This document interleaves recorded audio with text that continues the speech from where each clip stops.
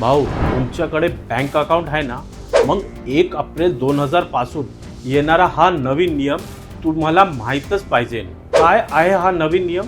चला बघूया. नमस्कार, मी अब्बास सय्यद आणि आपण पाहत आहोत टाइम्स नाऊ मराठी. हे नवीन rule BSBD basic saving bank deposit account साठी लागू होणार आहे. पहिले जेव्हा तुम्ही बँकेत खूप जास्त कॅश डिपॉझिट करायचा तेव्हा तुम्हाला त्याचे काही चार्जेस लागायचे, पण आता 1 एप्रिल 2024 पासून तुम्ही कितीही कॅश डिपॉझिट करा, 1 रुपयाही चार्ज लागणार नाही. दुसरी गोष्ट, जेव्हा तुम्ही UPI ने पैसे ट्रान्सफर करता तेव्हा ठराविक लिमिट नंतर बँक त्यावर काही निर्बंध लावायचे, पण 1 एप्रिल 2026 नंतर अशी कोणतीही लिमिट नसेल.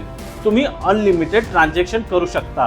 आतापर्यंत BSBD अकाउंट उघडताना तुमचा प्रोफाइल मध्ये इन्कम प्रूफ बघितलं जायचं, पण 1 एप्रिल 2026 पासून असा काहीही होणार नाही. तुमची प्रोफाइल कशीही असू द्या, तुम्ही हे अकाउंट उघडू शकता.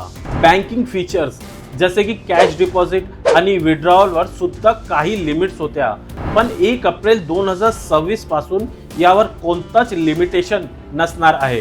पहिले असं होतं की तुम्ही एकाच बँकेत मल्टिपल अकाउंट उघडू शकत होता, पण 1 एप्रिल 2026 पासून तुम्ही एक बँकेत फक्त एक अकाउंट उघडू शकता.